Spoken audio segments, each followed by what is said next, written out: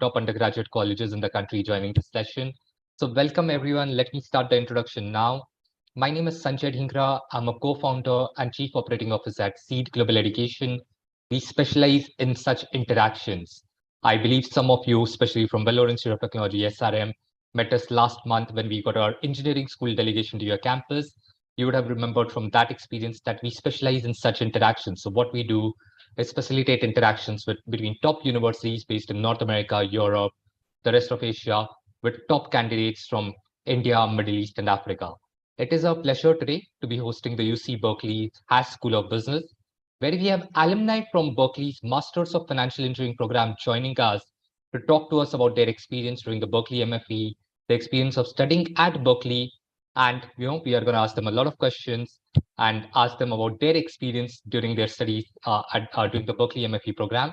But before we get into that, I also want to invite Deanne, who is the Senior Associate Director of Admissions for the Berkeley MFE program, to tell us a little bit about the program. A lot of you would have already known about the program, done your research, but it's always good to hear that official voice and understand from the school about the admission criteria, the requirements, the key features of the program. So I'm going to invite Deanne to do that. And then we'll subsequently speak with Aditi, Siddhant, and Shinshit, who are alumni. And as you can guess, they are alumni of Indian origin who studied at Berkeley, did the MFE program at Berkeley. And we are going to understand from them about their experience at Berkeley and during the program and post that as well. So if you have any questions, keep those coming in the Q&A box. The Q&A box is open. We are going to turn off the chat very shortly, but you can keep your questions coming in the Q&A box. We'll take up the relevant questions to ask them. But before we get into all of that, let me hand you over to Deanne to tell us a little bit about the Berkeley MFE program. Over to you, Deanne. Thank you, Sanjay, for that.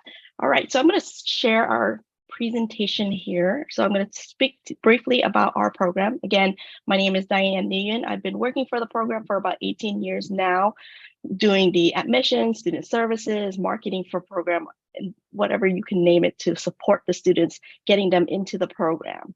All right, so a little bit about our program is that we are a one-year master's program that starts in the March term.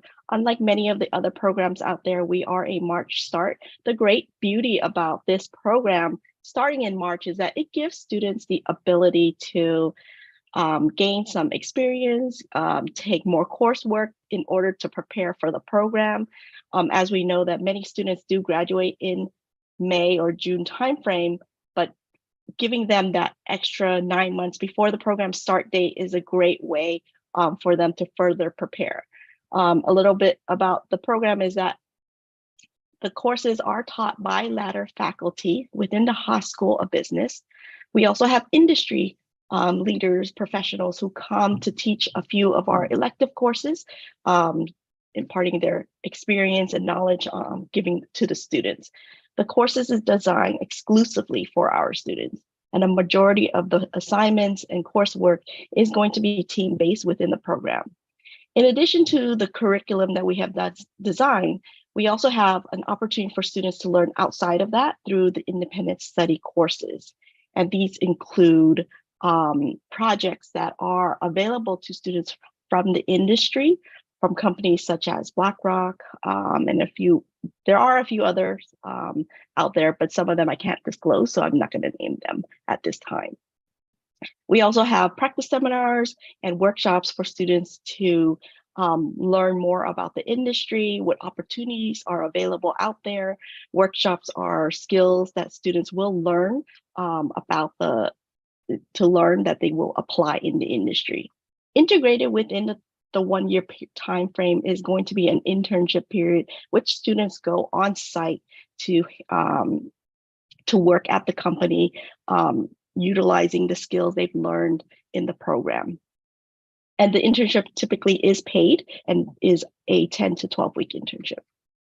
We do have a 2-year program. However, many international students will opt to do the 1-year program because the 2-year program does not give students the opportunity to work in the US. There is no visa option. Here we have some career services information. We provide specialized career services to our students. You can see the salary information here for our students. There's more information on our website, so I do highly encourage you to check that out. A little bit more specifics on what type of services that we are offering. We have a dedicated resume book, job posting sites for our students. As I mentioned, practice seminars. We are a STEM recognized program. We also host mock interviews for our students through our career coaching program, as you can see. And then again, workshops, job fair opportunities. Here are some of the opportunities and functions our students will go into. I'm not going to really name this, as you can see them on our website. And then here are some of the recent companies who've hired from our program, and then companies who have hosted practice seminars. As you can see, Goldman Sachs, Morgan Stanley, JP Morgan, Citadel are just a few to name there. Here are some of our alum that you can check out. We also have a variety of other alums on our website, so I highly encourage everyone to check that out if you want to learn more, in addition to hearing from our panel today. A little bit on the admissions piece, I'd like to provide some information on the admissions requirements. You need to have a minimum of a bachelor's degree equivalent to the US 4-year degree. You'll need to take the GMAT or GRE exam. For these exams, we are only looking at percentile. So you want to make sure that you're scoring in the 90th percentile for the quantitative section and 70th percentile for the verbal section. We take the highest score, so you're welcome to take the exam multiple times. Those of you studying in India will also need to take the TOEFL and the IELTS exam, You only need to score the minimum score there, 90 or overall band of 7. We require 2 letters of recommendation. Letters of rec should really come from your professor or a direct supervisor. Really choose someone who knows you well, who understands your skill set and able to evaluate your skill set. We also conduct interviews on an invitation basis. Many of our candidates will be selected to interview. We will reach out to you if you have been selected to interview. And then regarding our deadline, our final deadline is actually going to be this week on October 5th at 2:59 a.m. Eastern Time. This is the final deadline for those who are interested in starting in spring of 2024. However, we will continue to accept applications after that date up until October 20th. Candidates submitting their application after October 20th will be reviewed on a space available basis. Now, many candidates do ask, am I going to be able to get in even if I'm applying in the final round? There's always an opportunity. We always have space available for strong candidates. We definitely have taken candidates in the final round. If you're not interested in applying for the next cycle, we will be accepting applications for spring 2025 in December of this year. We have essentially a year-long process, and it's on a rolling basis. So we will review applications as they come into our program.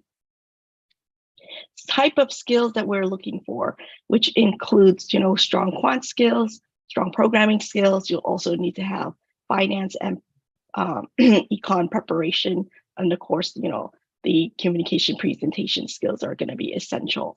More specifically, these are the prerequisite courses that we will require candidates to take. A couple of courses I want to point out, oftentimes candidates do not have, even if they're coming from a math or engineering, a very highly quantitative background, is partial differential equations and numerical analysis. For the finance preparation, you want to make sure that you have at least 2 and are taking macroeconomics and then any other finance course. The other thing I want to point out is CFA preparation. It is encouraged, but it's not required. And depending on your background, you may not even need to take CFA. And then again, programming preparation, C++, Python, and machine learning are the courses that you want to make sure you have. Now, If you don't have all these courses, do not worry. We will take into consideration courses that are in progress and or planned, as long as they are going to be completed before the program start date. That's what's most important. This is what we will be looking at. And as I mentioned earlier, because many of our candidates, if you're coming straight out of undergraduate study, you'll have that 9 months to prepare those missing courses. But I do encourage everyone, if you're interested in this program, to start thinking about what are the prerequisite courses that you need to complete in order to do well in the program. Here's a little bit on the class profile. We have students coming from a variety of different backgrounds, many STEM type backgrounds. However, we also have students coming from other backgrounds such as finance, econ, and a few other humanities type backgrounds too. Many come with just a bachelor's. However, we do have a few who come with master's and or PhDs already. And this current class, we have a large percentage of women, 33% this year. And then you can see that they're coming from all around the world.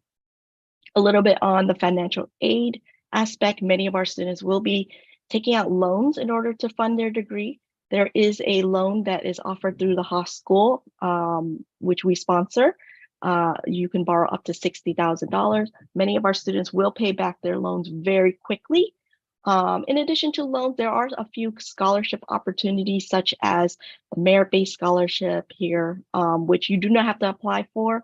Everyone will be considered, and if you are offered, it will be given during the time of admission. And then there's other need-based scholarships and smaller scholarships that are sponsored by our donors. Here is our curriculum makeup. Courses taken in the spring and summer are required, and then in the fall and winter, there's one required course, and then there are elective opportunities.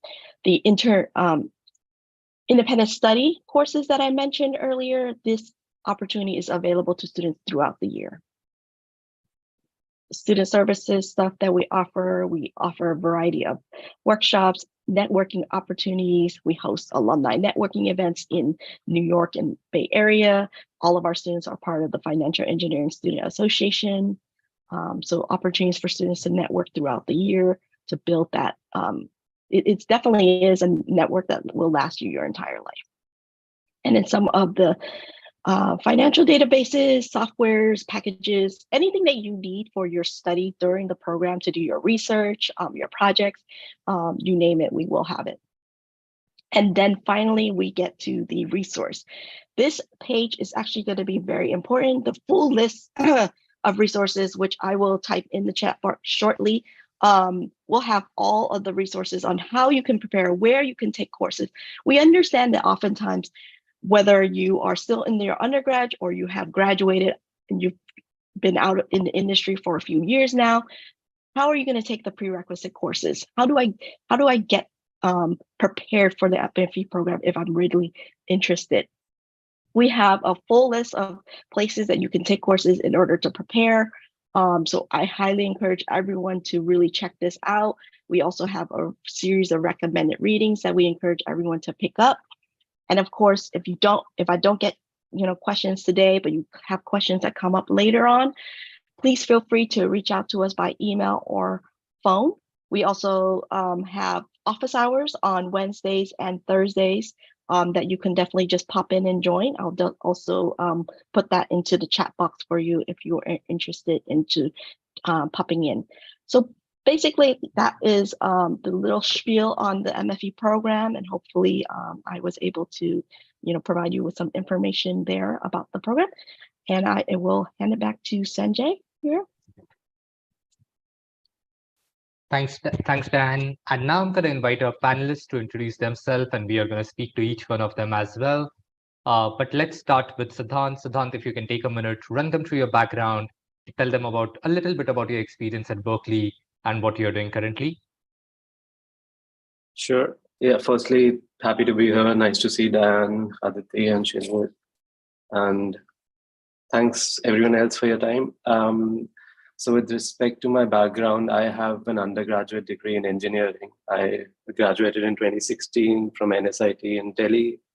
After which I had a couple of options. I could either go to investment banking, or I was lucky enough to get an offer from like a quant research firm. I ended up joining S&P 500 in their smart beta equity indices team, where I helped them research and develop smart beta indices in the APAC region for a couple of years. And then after that, I moved to a more sort of an active, like active investment management kind of a role for a New York-based hedge fund called Alpha Fist Capital. There I was lucky to meet a few principals who were teaching in the MFE programs like UCLA and Columbia. They suggested I pursue a higher degree in financial engineering or math. And then I decided to come to the US to pursue the graduate program at UC Berkeley. After which I've recently joined BlackRock in their systematic fixed income team. I'm again a quantitative researcher, working on creating long short strategies for trading corporate bonds and credit default swaps. And yeah, that's about me. Great. Now let me invite Aditi to just run us through her background as well. Thanks, Sanjay. And good to see so many of you dialing in today. So hi everyone, my name is Aditi and I graduated. And before MFE, like a little bit about my background. I finished my bachelor's BTech on mathematics and computing from IIT Delhi. And that's back in 2019. And my course there, Sorry, Aditi, your voice is cracking a bit. If you can just check on that. Is it better now? This is much better now. Okay. I'm gonna repeat a bit then, sorry. Sure, so about my background, I finished my bachelor's in mathematics and computing from IIT Delhi back in 2019.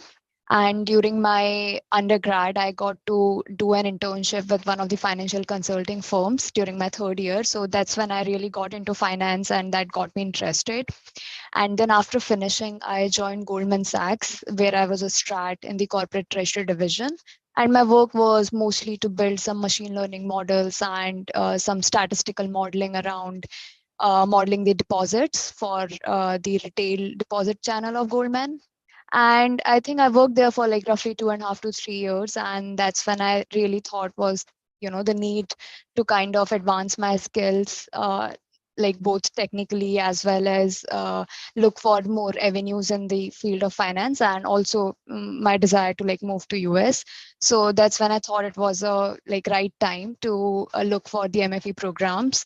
And I had few colleagues and some seniors who were in the Berkeley program, and that's how I got introduced to the program, got to know more about it, and yeah, decided to join it. And yeah, we will definitely talk more about during the Q&A sessions. So yeah, and then during my like 1 year program, it's a 1 year program at Berkeley. Amazing experience. It's very intense, both in terms of studies and the extracurriculars and the projects and everything that you'll be doing. And then during my program, I got a chance to intern at Morgan Stanley during October to January, like the 3 months program.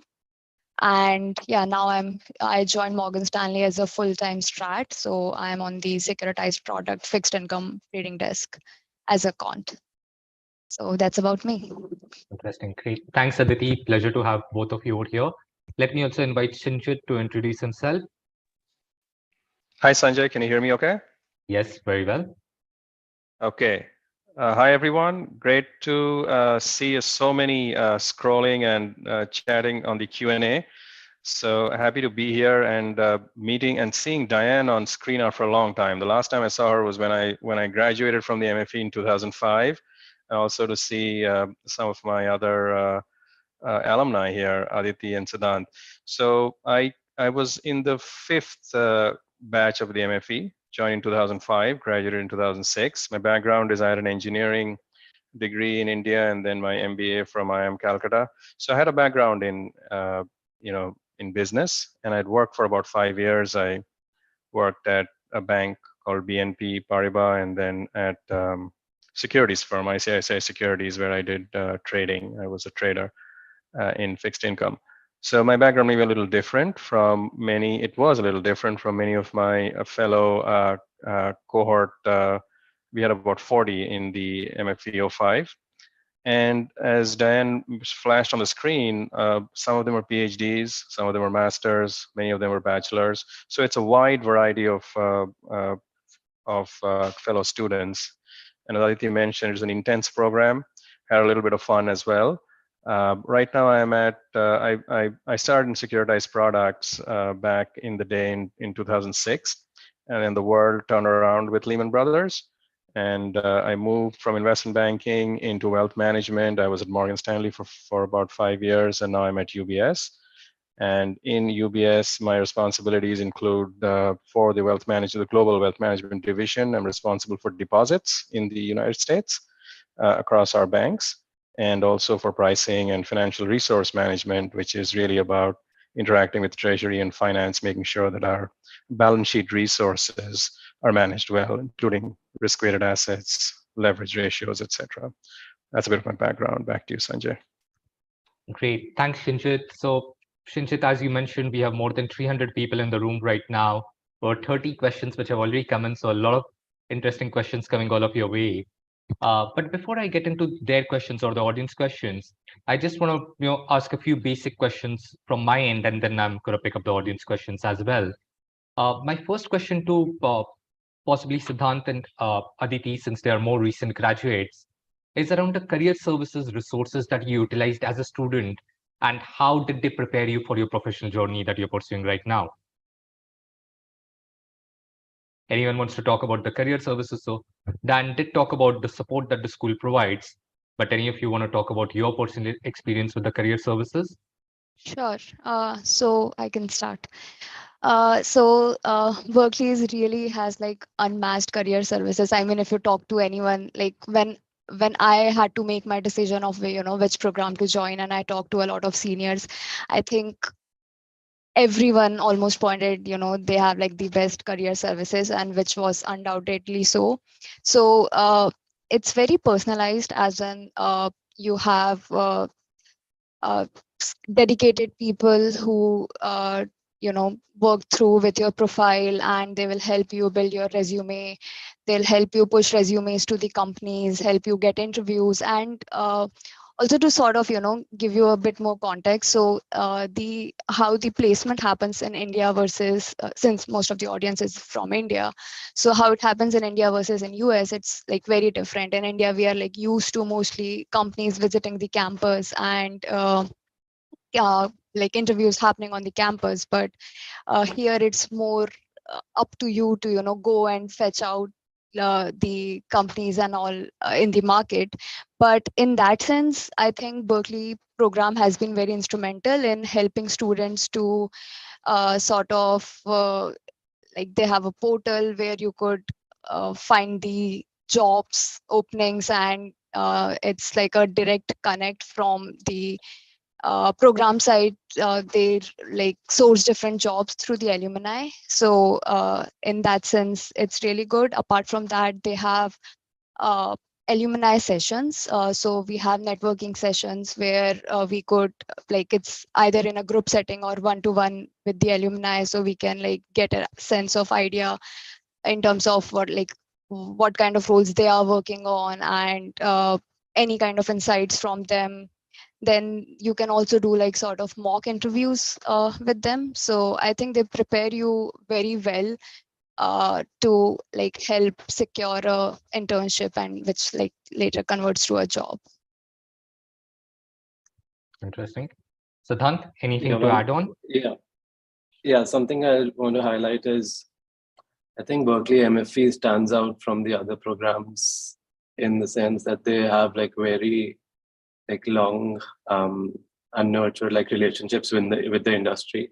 So especially like if I can talk about BlackRock, I know a lot of like very senior people at BlackRock have either hired extensively from the Berkeley MFE program, some of whom have like taught courses in the Berkeley MFE program, and like very frequently give like sessions about the industry.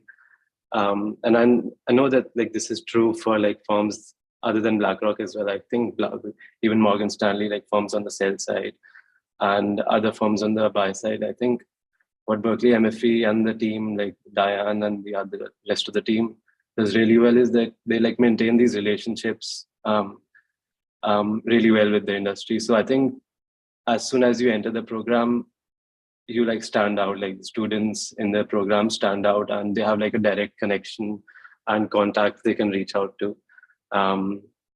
And yeah, I mean, the other usual stuff, like the team prepares you well for the interviews, not just like technically, but like even in terms of your communication skills. And those preparations start like way before even the program starts. They provide us like a long list of questions that have been asked previously. They conduct, like Aditi said, like they have like very frequent alumni sessions. And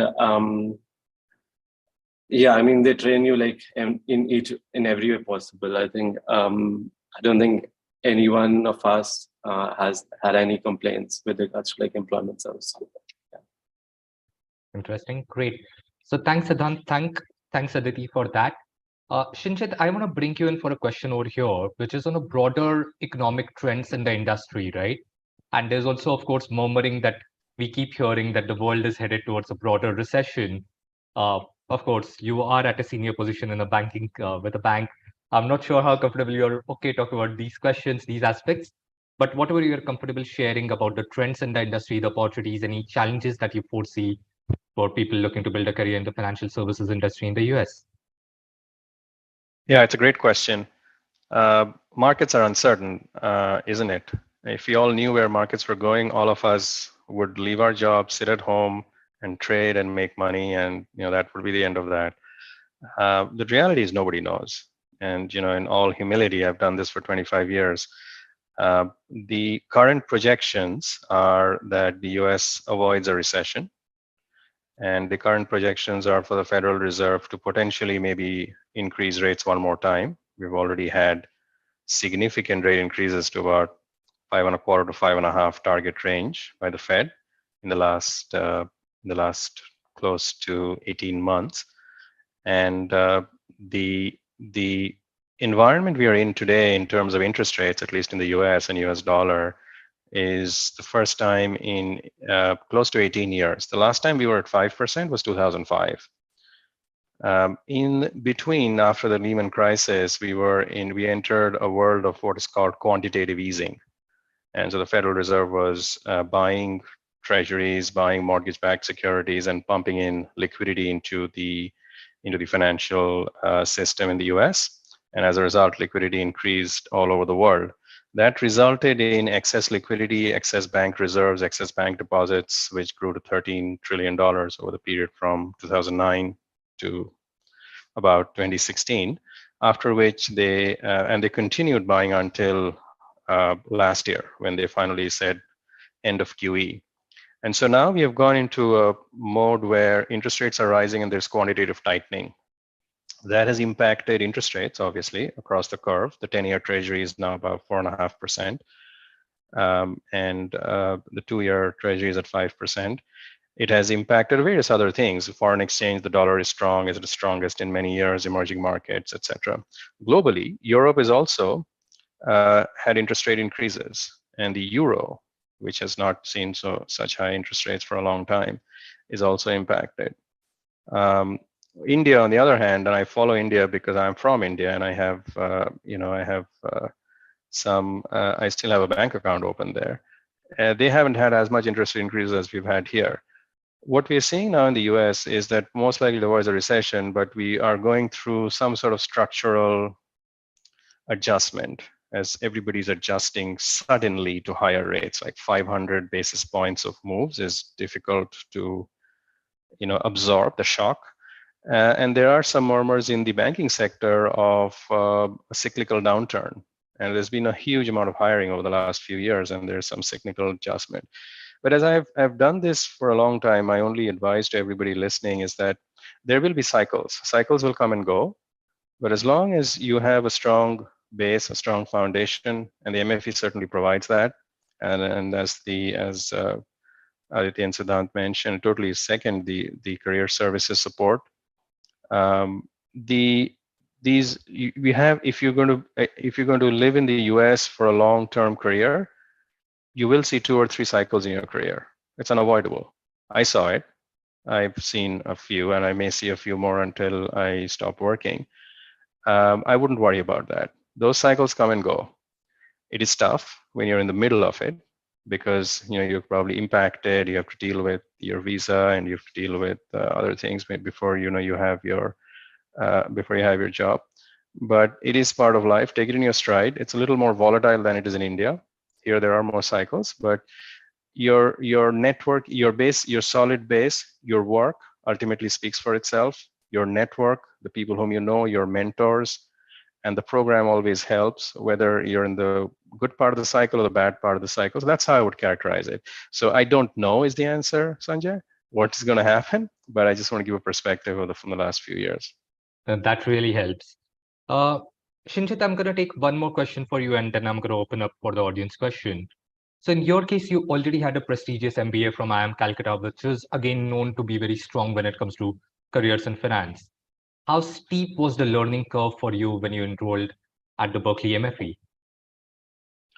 It was quite steep, actually. I thought it was going to be pretty easy, but it was a bit of a, had to do homework every week, which I was not used to, because I'd already, done my MBA. I was working for 5 years. I had to get used to doing homework.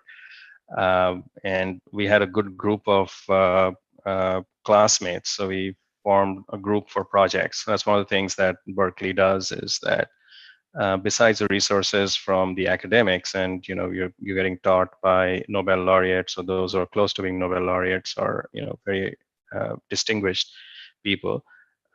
You have a bunch of classmates who have different skills. So if you think of the whole cohort of programs, some have different backgrounds, some have PhDs, etc. So that helped me. That helped me the exchange of ideas, information, and knowledge sharing. Besides the classes, but it took a little bit of time to get adjusted. So it's a pretty intense course, because everything is, sort of in 1 year.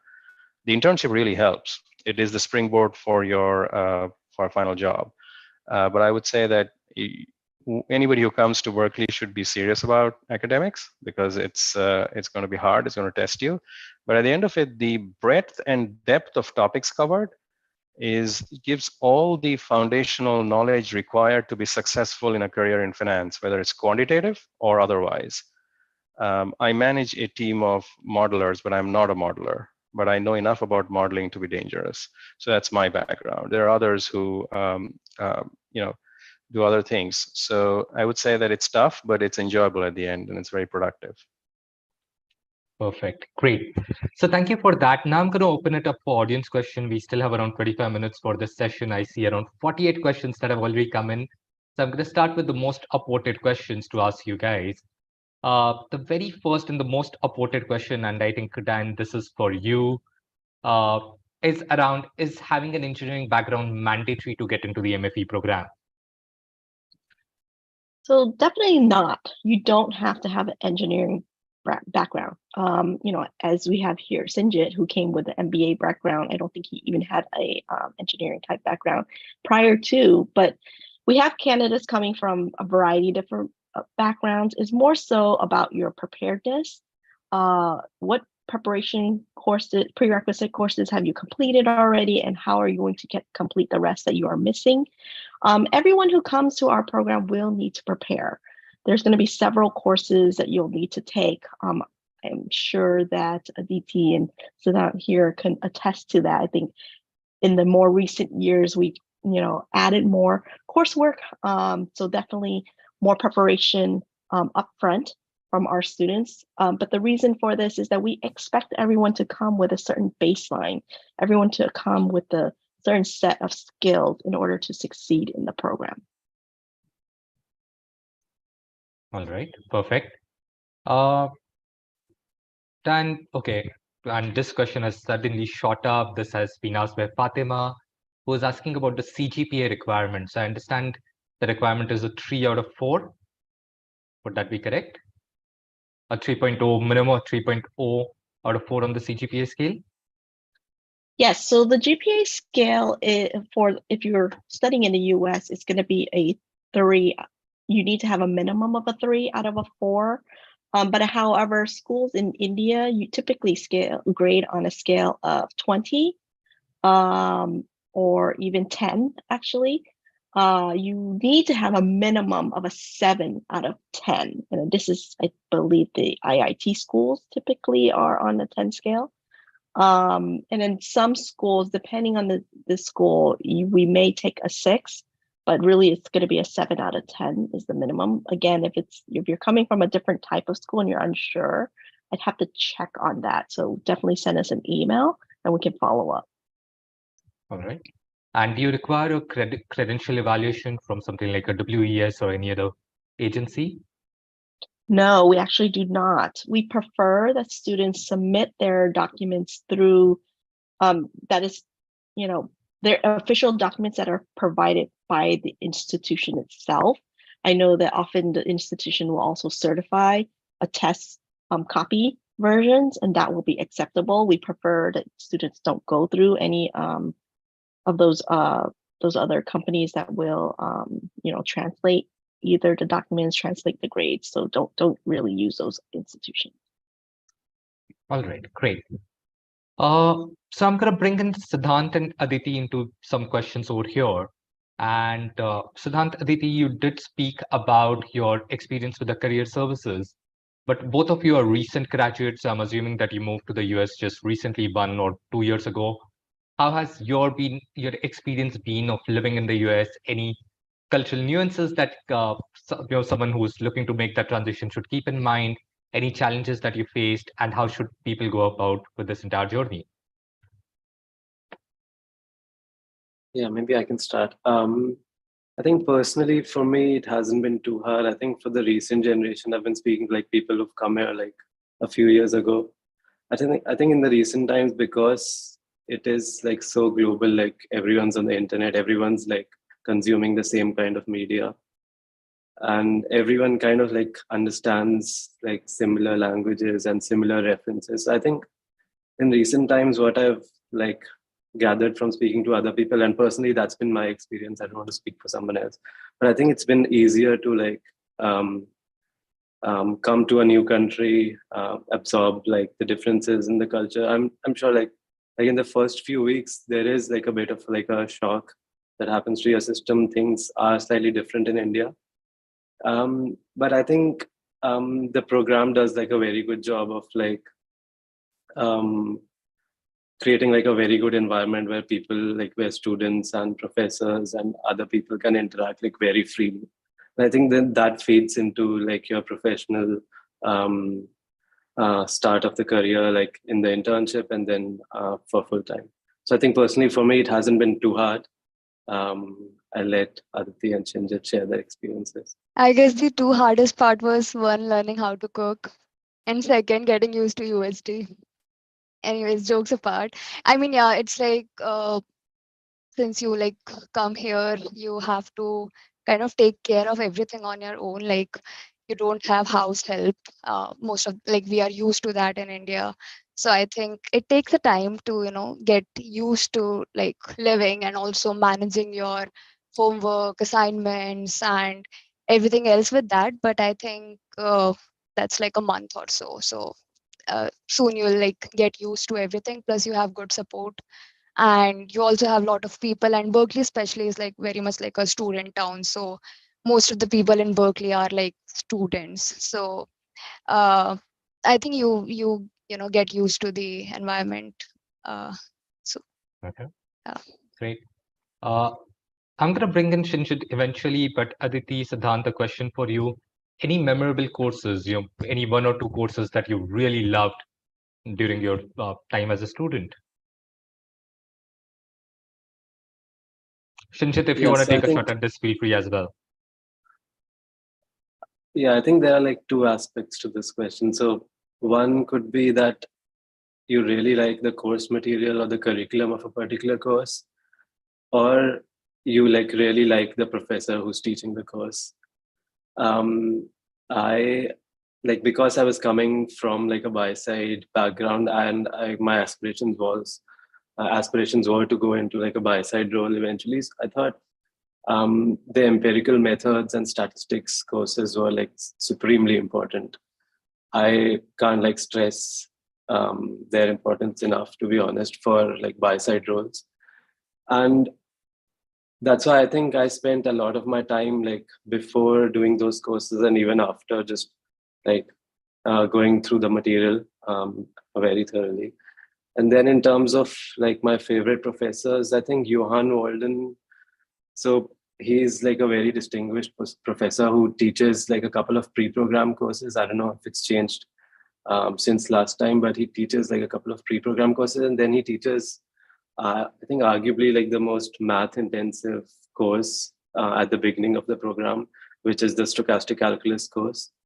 I think I really like the way that he taught like very hard like math theory in like very simple terms. I know like people coming from like a not like a very quantitative like math background were also able to appreciate how he taught those courses. And I think I don't like use those like the theory in my day-to-day role, but I still like really appreciate the parallels that he created like between theory and application. So yeah, I would say like Johan Walden is by far like my favorite professor from the program. I completely agree with that. And I guess apart from that, there's another professor, Kevin Koldarin. So I ended up doing a project, like it was a competition for IAQF. So he was the one who was supervising our team. And it was a very great learning experience because we literally like started with a very open-ended case and open-ended problem, and bringing like it was like a group project of like 6 people. So in a way, we learned a lot through the process. And plus professor itself, like he owned a hedge fund before like he moved to Haas to teach. So it was great to kind of know his viewpoints and how he thinks about things and all that. So yeah. Shinjit, go ahead. Sure. So there's 2 courses which I remember, and the professors may have changed because this was like 18 years back. Francis Longstaff used to teach the fixed income course. That was a big thing for me. Constructing curves, constructing bootstrapped yield curves was the first project. The other one was Rubenstein's course on investments, and these are similar courses are there in the MFE program today. The professors may have changed, but the concept of I still remember the concept of the expected value of a stock or expected value of a security based on risk-free rates and based on real rates, and the combination of the two. And I use that every day because there is no perfect model. Some models are useful. And to understand what's the blind spot in the model, what is the error, is what I learned from that. So those are the 2 most memorable courses. Awesome, great. I'm gonna move on to the audience questions now once more. So the next most upvoted question is by Akshay Singh, who's asking about employment statistics, and it's got 6 votes, so I'm assuming it's relevant for a lot of our audience. So what I'm doing is, for this, I am actually sharing a link to the employment report. On this link, you will find the key highlights, the statistics, the companies that recruit, the Berkeley MFE grads. So you'll find all that information over there. I would recommend checking that out instead of getting piecemeal information from the panelists. I'm going to put the links, all the statistics, all the data is there, so you can check this out. There were also requests for this presentation, Diane's presentation. So Diane has also shared the link to her presentation, plus the contact page, plus the the resources that you would need to prepare for the program. So you can find all of that over there and get complete clarity from there. Dan, one question which I want to take now is around application fee waivers.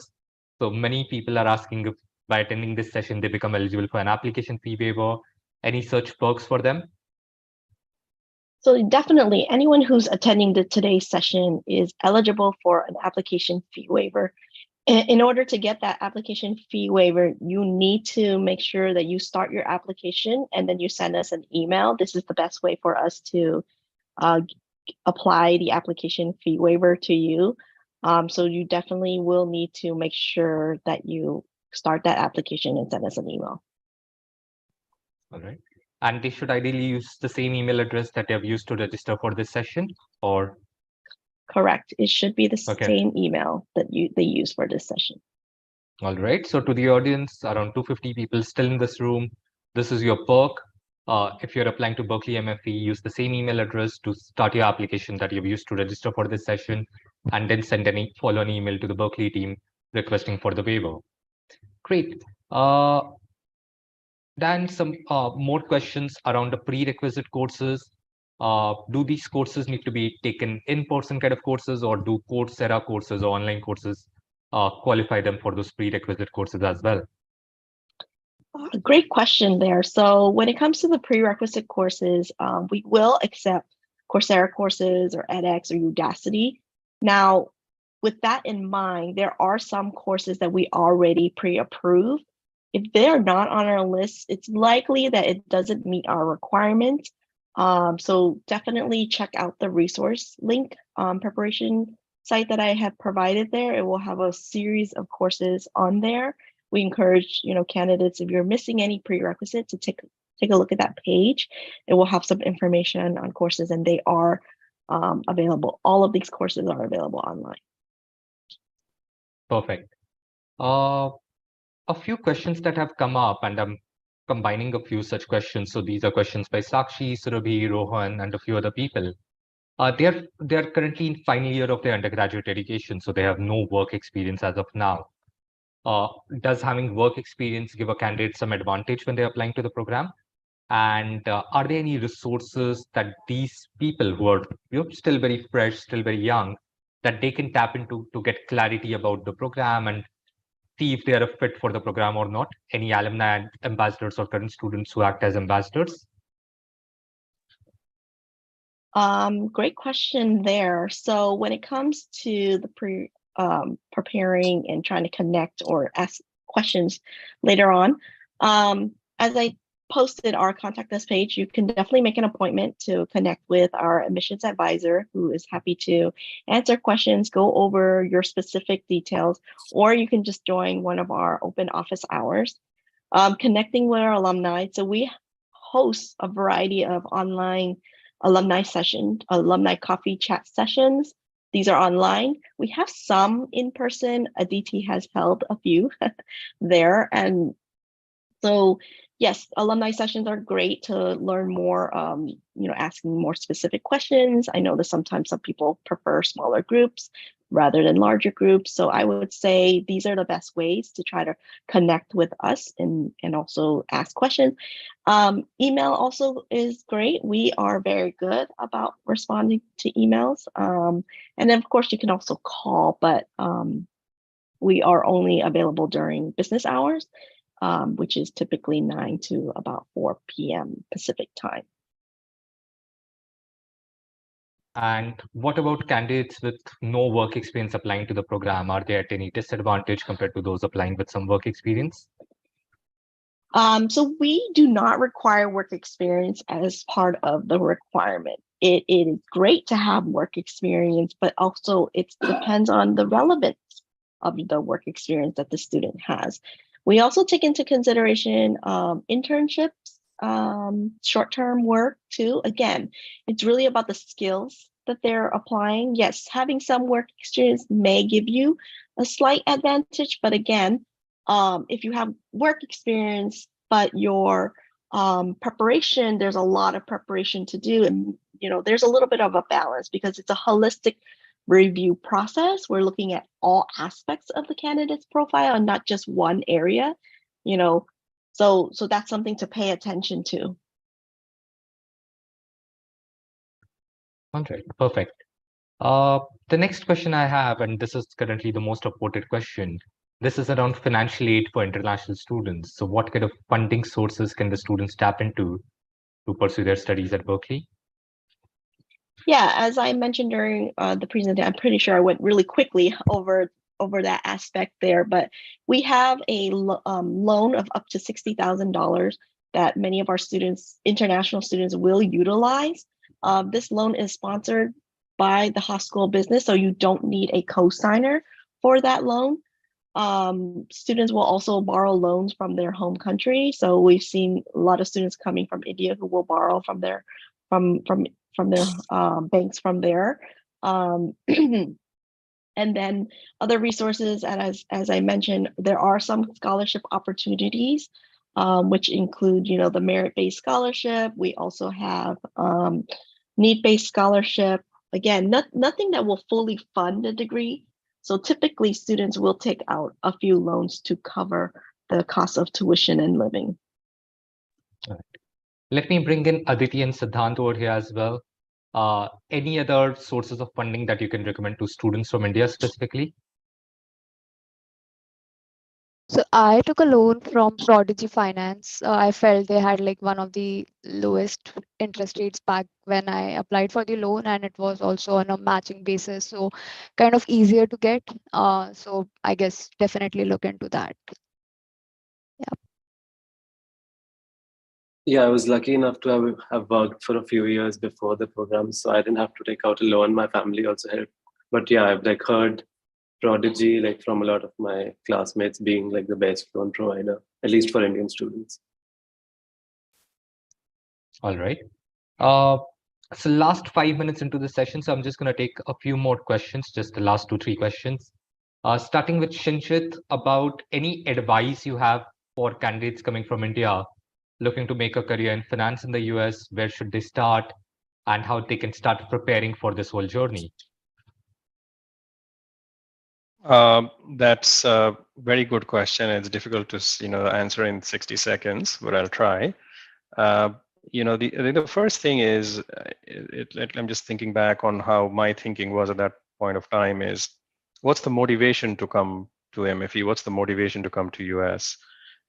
What is your goal? What are you trying to achieve? I think is what I was very clear on what I wanted to do. And I thought of, and I looked at MFE, and I looked at at that time, the Carnegie Mellon School. These are the two best programs, and I chose the MFE. It was a 1-year program. So I thought that the world was becoming more quantitative, and I wanted to supplement my existing knowledge, which was mostly an MBA, which is very high level, with a quantitative degree. And I also wanted to pursue a career on Wall Street. That was my goal. May not be everybody's goal, but I had that clarity that the MFE would give me the stepping stone for that, both foundationally from an academic perspective, an internship, and also career services.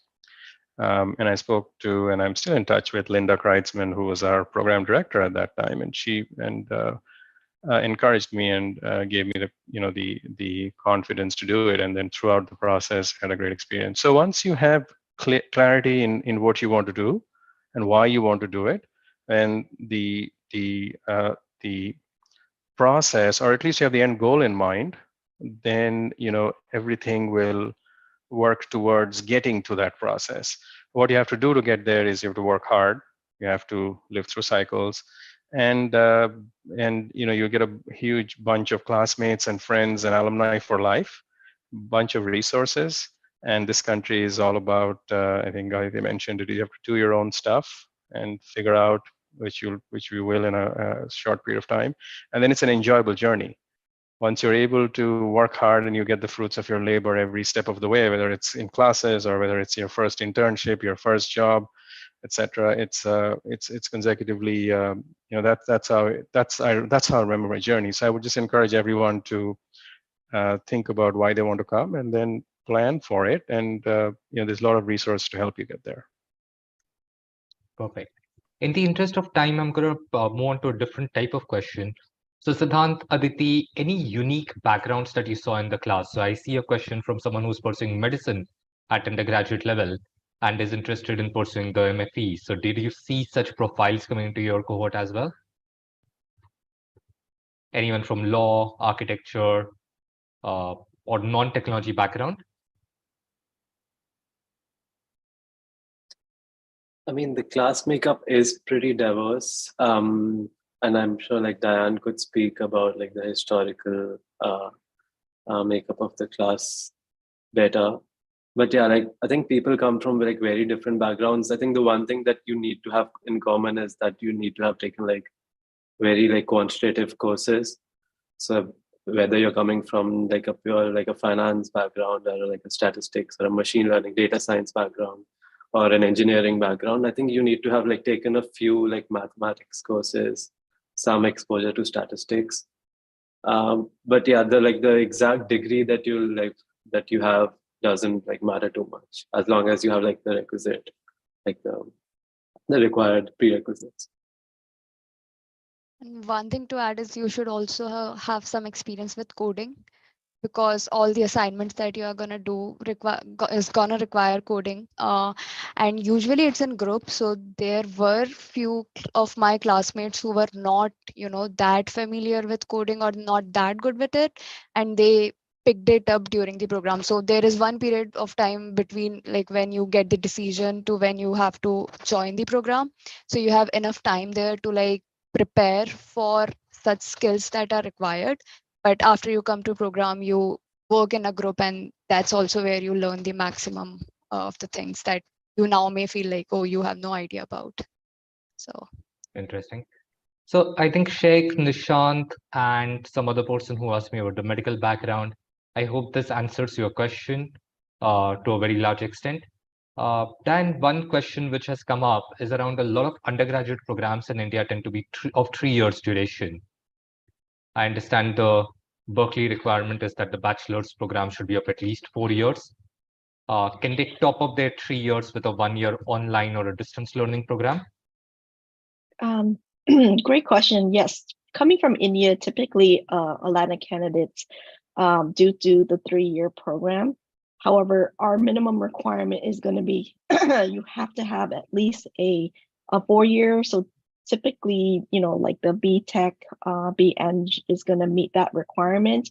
If you only have a BCom, the 3-year, you would need to take an additional MCom, or you need to take a 2-year postgraduate type diploma, or something similar to that. It just differently has to be an additional 2 years to that.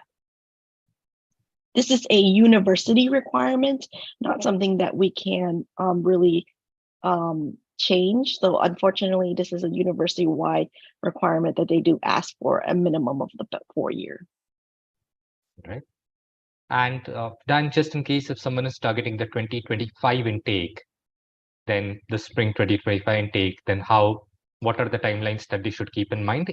What is the priority application deadline? Yeah, so for 2025, the application will be available December of this year, around mid-December, with the first deadline going to be sometime around January timeframe. We have 4 deadlines, so it's going to be around January. Round 1, round 2 is going to be in March, and then round 3 for 2025, we're moving it up to May, and then the final deadline is going to be in October. Perfect. So those of you in the audience targeting the 2025 intake, you still have a quarter to go before the round 1 deadline. So as you require a GMAT or a GRE score, this may be the best time to get started on that preparation.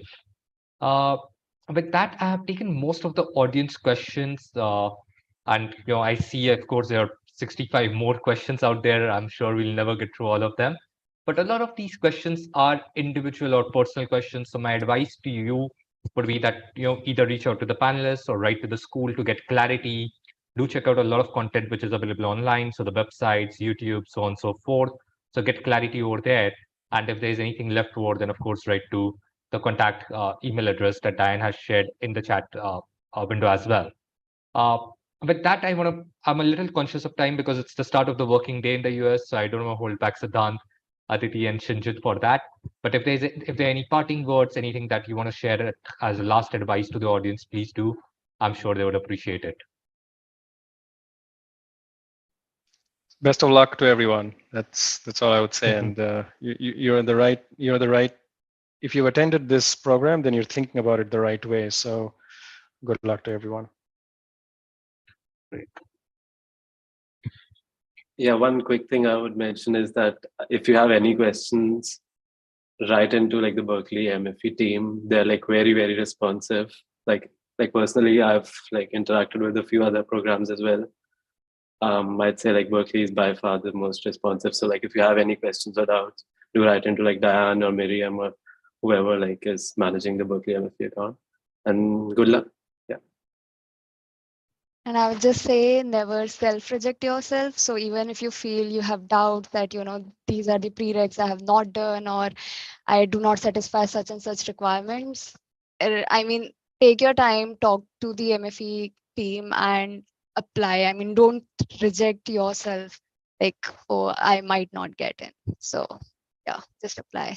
And anyways, your fees is like going to be waived, so never hurts.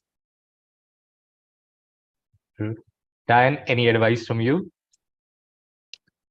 I think for us, I always say is preparation. Preparation is going to be very key to anybody who is interested in the program, who gets into the program, preparation. So check out our resource page.